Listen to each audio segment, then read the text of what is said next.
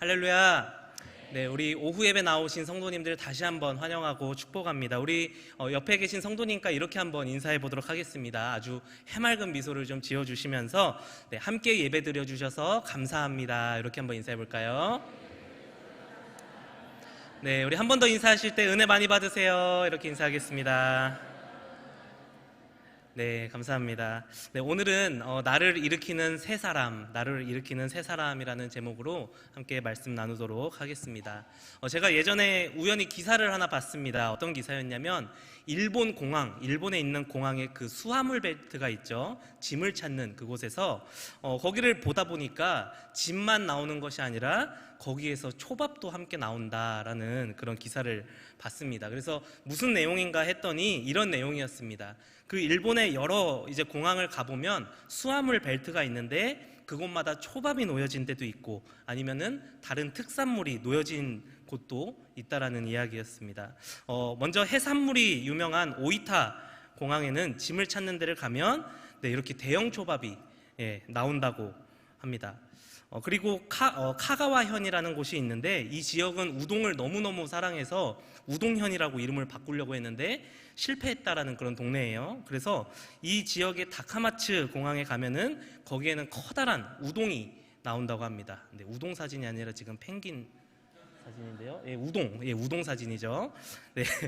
네, 그리고 아사히카라는 공항에 가면 이곳에는 아주 유명한 동물원이 있는데 이곳에는 동물원이 유명하니까 이곳에는 펭귄이 이렇게 나오고 그런다고 합니다.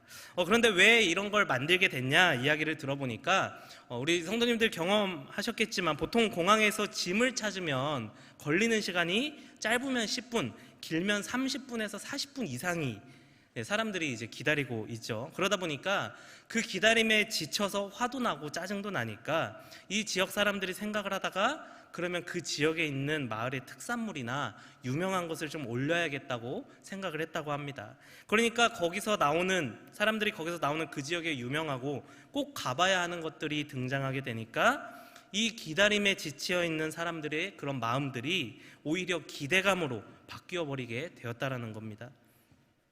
기다리다가 지쳤는데 오히려 기대하는 마음으로 바꾸기 위해서 거기에다가 초밥도 올리고 펭귄도 올리고 우동도 올리게 되었다라는 것이죠.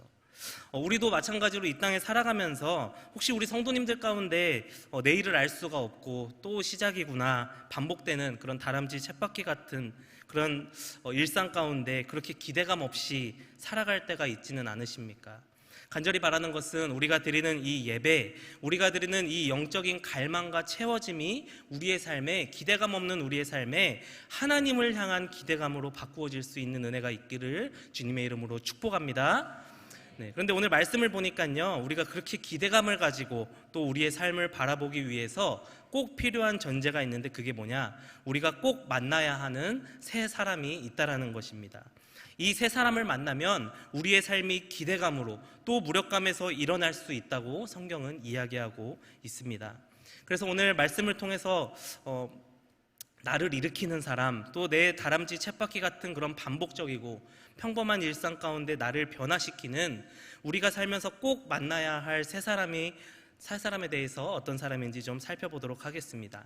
자, 첫 번째입니다. 첫 번째로 우리가 어떤 사람을 만나야 하냐? 첫 번째는 우리가 가로막는 사람을 만나야 한다는 것입니다. 자, 한번 읽어볼까요? 시작.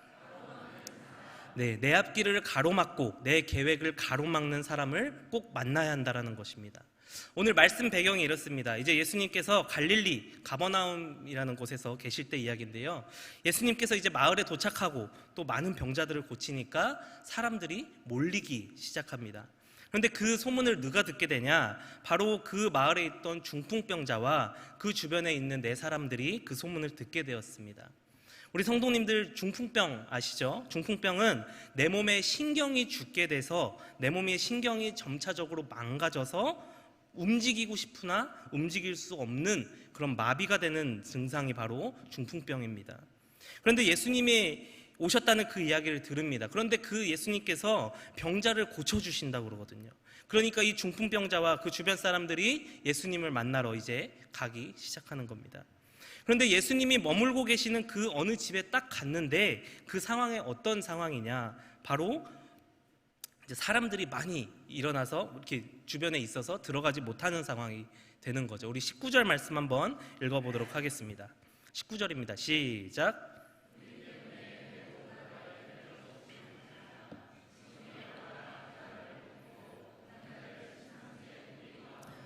예수 앞에 달아내리니. 아멘. 어떤 일이 일어났습니까? 무리 때문에 메고 들어갈 길을 얻지 못한지라.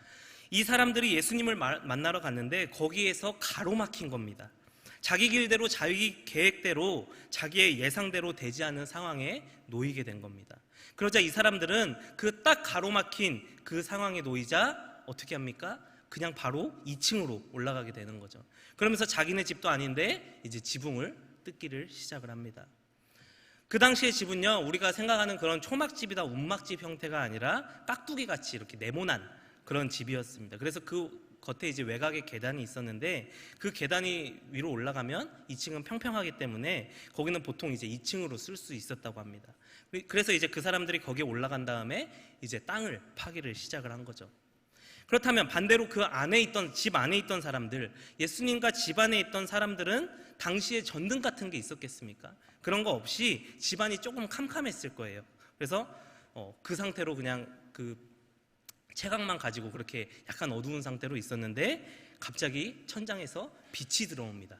갑자기 빛이 들어오고 흙이 뚝뚝 떨어지고 그러면서 뚜껑이 갑자기 열리더니 중풍병자가 위에서 빰빠밤 하고 이렇게 쫙 내려오게 되는 거죠. 네, 그러면서 예수님께서 그 병자를 고치게 되는 장면, 이것이 오늘 이 말씀의 배경입니다. 그런데 이 중요한 것은요, 이 사람들, 중풍병자와 그 4명의 사람들은 자신 앞에 가로막힌 사람들이 나타나자 어떻게 합니까? 전혀 망설이지 않고 2층으로 다른 기회를 그 순간을 삼았다라는 것입니다. 만약에 이 중풍병자들이 자신 앞에 이 가로막는 사람들을 만나지 못했다, 그러면 아마 이 사람들은 성경에 기록될 일이 없었을 것입니다.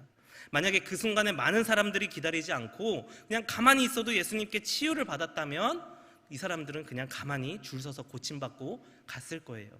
그런데 이 오늘 성경을 쓴 기자가 보니까 너무 놀랍고 신기한 기적이라는 거죠. 그래서 이 기적을 적을 수밖에 없었던 이유는 그 사람들 앞에 가로막는 사람이 있었고 또 그들의 계획이 물거품을 만드는 사람들이 있었기 때문에 그들이 그것을 통해서 2층으로 올라갔기 때문에 성경에 기록될 수 있었다라는 겁니다.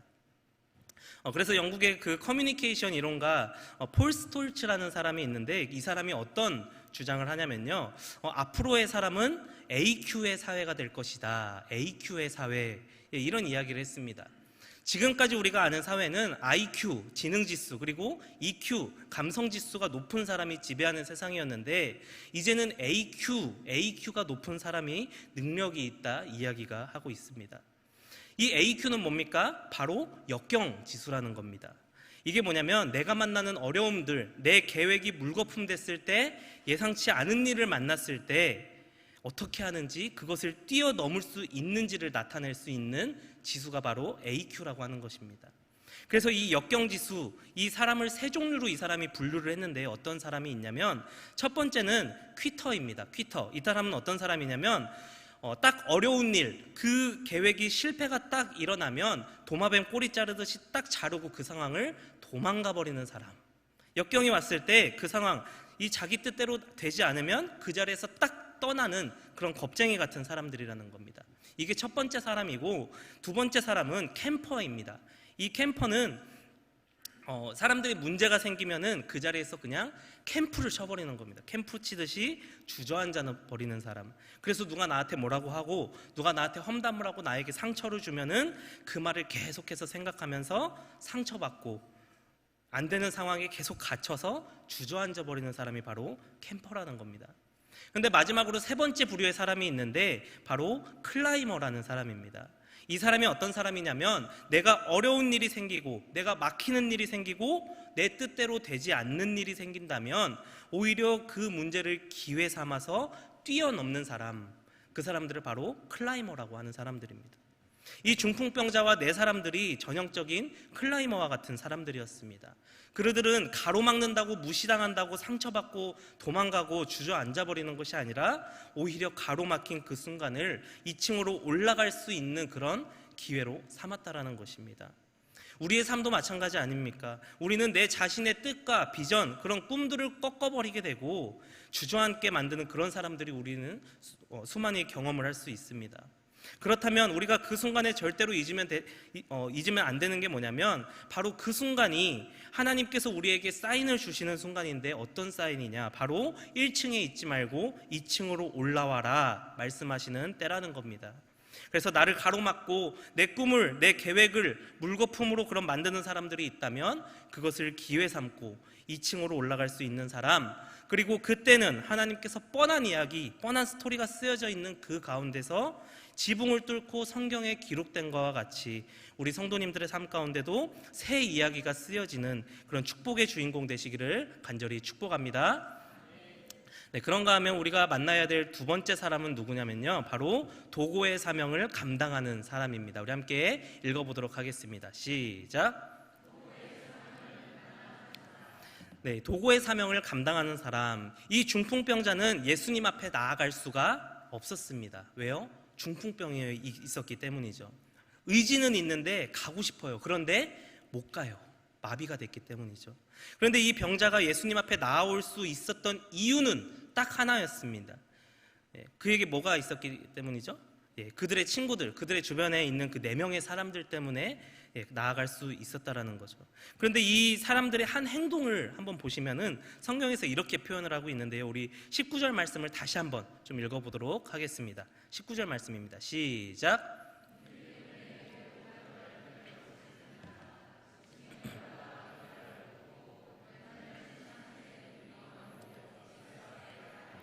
아멘. 어떻게 했다고 합니까? 이 병자를 침상째로 어디로 내렸다고 합니까? 무리 가운데로 내렸죠. 그리고 누구 앞에? 예수님 앞에. 예수 앞에 데려간 사람들, 그 사람들 때문에 이 병자가 나을 수 있었다라는 것입니다.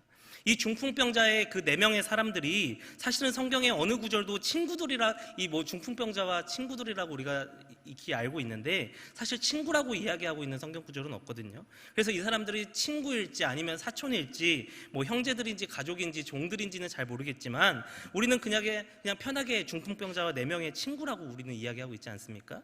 그런데 중요한 것은 이 4명의 친구들이 어떤 사람이냐, 바로 도고의 사명을 감당하는 사람들이었습니다. 도고 기도가 무엇입니까? 도고가 뭡니까? 문제 있는 사람들, 아픈 사람들, 정말로 내가 일어나고 싶은데 그 힘이 없어서 예수님 앞에 나아갈 수도 없는 그 사람들을 마치 이 중풍병자의 친구들처럼 이 깨어진 삶을, 망가진 삶을 주님 앞에 달아내리는 것, 이것이 바로 도고기도 아니겠습니까? 그래서 우리 인생에서 우리가 꼭 만나야 할, 우리를 일으켜줄 사람이 있는데 그 사람이 바로 도고의 사명을 감당하는 사람이라는 것입니다. 그런데 문제가 있죠.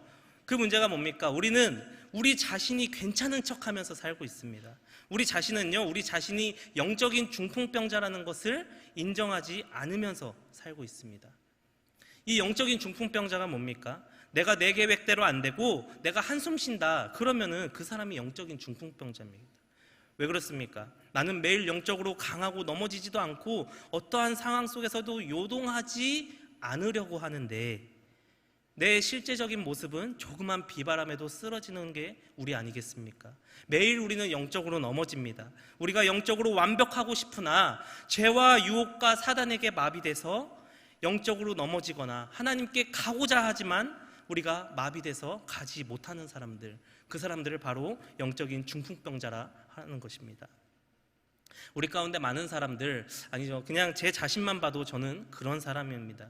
그런데 우리가 그것을 인정을 하질 않아요. 우리는 뭐라고 생각하냐면 내가 그런 것들, 내가 영적인 병이 있고 내가 영적인 중풍병자가 있다는 것을 내가 인정해버리면, 내가 이것들을 누군가에게 내가 말을 해버리면 그것을 우리는 약하다고 생각을 합니다. 그런데 중요한 것이 뭡니까? 이 누가복음 5장에 이 병자가 경험한 것은요, 이 예수님께 나아간 것이 자의인지 타의인지는 모르겠습니다. 그 동기는 알 수 없지만 그의 몸이 예수님 앞에 섰을 때 그 병자가 고침을 받게 되었다라는 것입니다. 그래서 우리가 꼭 기억해야 될 것이 뭐냐면, 마귀는 우리가 다 불행하기를 원하거든요. 그런데 우리가 어떻게 해서든지 이 하나님 앞에 나아오면 회복이 일어나고 우리에게 빛이 일어나고 또 우리들의 삶 가운데 어두움이 물러가지 않습니까? 그것을 마귀는 알고 있습니다. 그러니까 우리가 그 어두움 가운데 그냥 남아있기를 원한다라는 것입니다. 그런데 반대로 우리가 우리의 문제, 여러분들이 여러분들의 연약함을 이야기합니다. 사람들에게 이야기합니다. 내가 중풍병자예요. 이야기하면 우리 교회는 어떤 공동체입니까? 사랑의 공동체거든요. 그냥 두질 않습니다. 서로를 위해서 뜨겁게 기도하고 있습니다. 그리고 그 성도를, 그 어두움에 있는 성도들, 내가 연약해요라는 그 고백하고 있는 그 성도를 우리는 기도로 예수님 앞에 데려다 놓습니다. 그러면 그 사람의 문제가 해결되기 때문에 그 마귀가 그 도구 기도에 우리가 예수님, 그 어려움 당하는 성도를 예수님 앞에 내어놓는 것을 두려워한다라는 것이죠. 그래서 우리가 이 시간 간절히 바라는 것은 우리가 예배 후에 또 사랑방 모임이나 그런 개인적인 여러분들의 성도의 교제 가운데 여러분 자신에 있는 그런 문제투성이들, 영적인 중풍병자라는 그 사실을 인정하게 될 때에 지금까지 나를 붙들고 있던 그런 어두움들이, 지금까지 나를 붙잡고 있던 무기력들이 예수 앞에 달아져 내려서 그곳 가운데서 끝나게 되기를 간절히 축복합니다. 이 비행기는 두 개의 엔진이 있답니다. 그래서 이 비행기는 엔진이 하나가 꺼져도 하나로 날 수 있다고 그러거든요. 근데 저는 이게 우리 예수 믿는 사람들의 삶이라고 생각을 합니다. 나는 끝도 없이 무너지고 나는 도저히 못 날아요, 나는 바닥이에요 하면서 엔진이 꺼져버립니다. 그런데 여전히 우리는 날고 있습니다. 그 이유가 뭡니까? 나를 위해 기도하는 우리 가족이 있기 때문에, 그리고 나를 위해 기도하는 우리 사랑방 식구가 있기 때문에, 그리고 나를 위해 기도하는 우리 기관장님들, 아니면 나를 위해 기도하는 적어도 우리 교구장님이나 우리 사역자들이 있는 한 엔진이 다 꺼져도 날 수 있다라는 것입니다. 그래서 특별히 바라는 것이 있다면 우리 성도님들의 삶에 우리 삶 가운데 예배 이후에 일어나는 모든 모임들이나 사랑방 모임을 통해서, 사랑의 교제들을 통해서 우리의 연약한 자신을 인정하고 그렇게 주님 앞에 우리의 삶을 내어드릴 수 있는, 그렇게 매달아 내릴 수 있는 우리 모든 성도님들이 되시기를 주님의 이름으로 축복합니다. 그럴 때 우리가 우리 앞에 달아져 내리고 또한 그곳 가운데 우리에게 회복이 있을 줄 믿습니다. 그럼 마지막으로 세 번째입니다. 마지막으로 세 번째, 우리가 인생에서 꼭 만나야 하는 사람이 누구냐? 그것은 바로 치유하는 예수님이라는 겁니다. 우리 함께 읽어보도록 하겠습니다. 시작. 네, 우리가 마지막 세 번째로 만나야 하는 대상은 치유하는 예수님입니다. 오늘 말씀이 다른 성경에 나온 그런 기적들과는 조금 다른 점이 있습니다.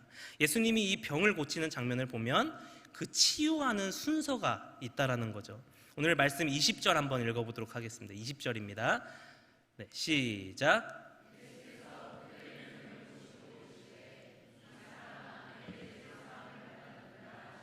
아멘. 네, 뭐라고 합니까? 내 죄사함을 받았느니라. 이렇게 첫 번째로 죄사함, 영혼에 대해서 치유를 해주십니다. 그리고 24절 후반절을 보시면 다른 치유가 있거든요. 한번 24절 하반절 한번 보도록 하겠습니다. 시작.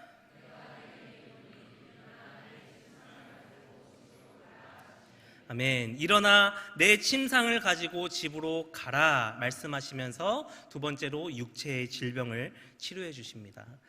질문입니다. 내 죄사함을 받았다 이 말과 내가 일어나서 침상을 가지고 가라, 어떤 것이 더 일으키기 힘든 기적입니까? 침상? 용서, 죄사함 받는 거. 예. 너를 용서받았어 라는 말과 너 지금 움직이지 못하는데 일어나라. 예. 어떤 말이 더 어려운 말입니까? 예. 언어 영역 1등급 문제입니다. 네, 네가 죄사함을 받았다, 이게 더 어렵지 않습니까? 왜요? 죄를 사하실 수 있는 것은 하나님밖에 없지 않습니까? 예. 그 사람의 영혼을 구하고 그 사람의 죽음 이후까지도 책임질 수 있는 분이 하나님이신데, 하나님만 하실 수 있는 정말로 큰일, 가장 큰 문제의 해결이 내 죄사함 받았다라는 겁니다. 그런데 사람들의 반응이 어떻습니까? 자, 만약에 우리가 상상을 한번 해보시죠. 만약에 지금 우리 교회에 예수님이 오셨습니다. 우리는 근데 이분이 예수님인지 몰라요. 예. 그런데 그분이 말씀하십니다. 내 죄사함을 받았다. 그럼 우리의 반응이 어떨까요? 아니 그냥 우리가 예수님인지 알고서 그 얘기를 들었다고 칩시다. 그럼 우리 반응이 어떨까요? 우와, 놀랍다. 예수님이 죄사하셨대. 그런데 그분이 다시 한번 말씀하십니다. 일어나라 하는데 도저히 일어날 수 없는 불치병에 걸린 그 사람이 벌떡 일어납니다. 그럼 우리는 어떻게 합니까? 놀라지 않겠습니까? 우리 성도님들은 어느 쪽에 더 놀랄 것 같습니까? 솔직하게. 물론 우리 성도님들께서는 죄사함에 대한 기적을 다들 더 놀라시겠지만, 저는 병을 고치는, 이 사람은 도저히 의학적으로 과학적으로 일어날 수 없는데 벌떡 일어난 모습에 저는 더 놀랄 것 같습니다. 물론 저의 이야기입니다. 네, 그런데 오늘 이 말씀을 보니까요, 이게 사람들의 흔한 반응이죠. 이 병자 또한 예수님을 만난 이유가 딱 한 가지밖에 없었습니다. 그 이유는 병이 났으면 좋겠어 이야기합니다. 눈에 보이는 나의 이 문제가 좀 해결됐으면 좋겠다 생각을 하십니다. 그런데 예수님께서 먼저 말씀을 하시죠. 내 죄사함을 받았노라. 지금 당장 눈에 보이지도 않는, 인간적으로 봤을 때는 별 볼 일 없는 것 같고 별로 마음에 와닿지도 않고 눈에 보이는 그런 병 고침보다는 작아 보이는 그런 예수님의 죄사함의 기적이지만, 예수님의 눈에는, 이 영적인 순서에는 이 눈에 보이지 않는 죄사함이 훨씬 더 우선순위로 해결돼야 될 문제였던 것이고, 또 눈에 보이는 병 고침보다 훨씬 더 중요한 문제라는 것을 예수님께서는 아셨던 것입니다.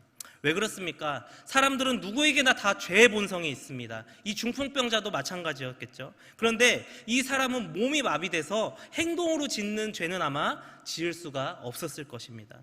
자기 뜻대로 움직이지 못할 때 짓는 가장 큰 죄가 무엇이겠습니까? 기껏 해봐야 생각으로 짓는 죄였을 것입니다. 그런데 이러한 상태로 만약에 이 병자가 죄사함을 받지 못한 상태로 그런 보이는 가시적인 문제만 해결을 받았으면, 이 죄인이, 이 죄의 본성을 가진 사람이 어떻게 변하겠습니까? 그 죄의 생각이 곧 행동으로 변할 것입니다.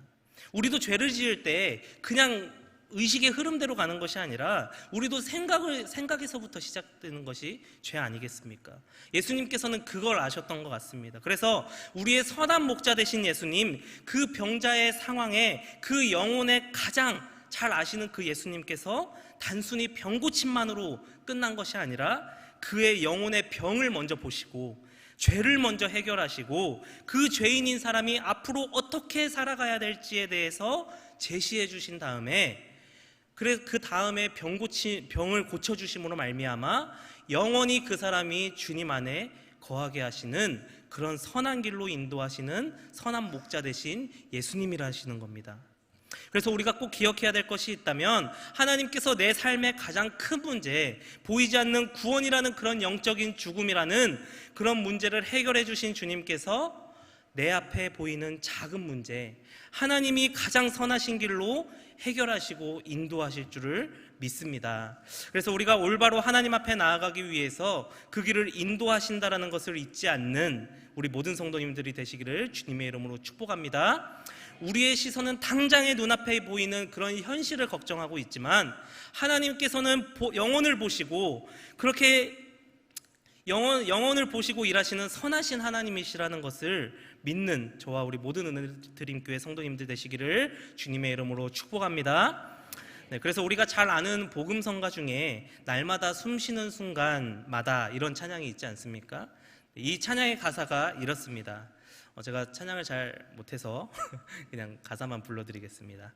날마다 숨쉬는 순간마다 내 앞에 어려운 일 보내. 주님 앞에 이 몸을 맡길 때 슬픔 없네, 두려움 없네. 주님의 그 자비로운 손길 항상 좋은 것 주시도다.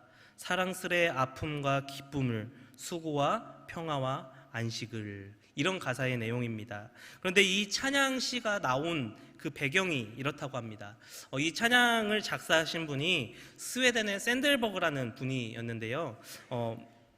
이분이 여자분이신데 26살 때 아버지와 함께 배를 타고 호수에 건너가다가 이분의 아버지가 목사님이셨거든요. 그런데 배가 갑자기 균형을 잃더니 아버지가 물에 빠지셨습니다.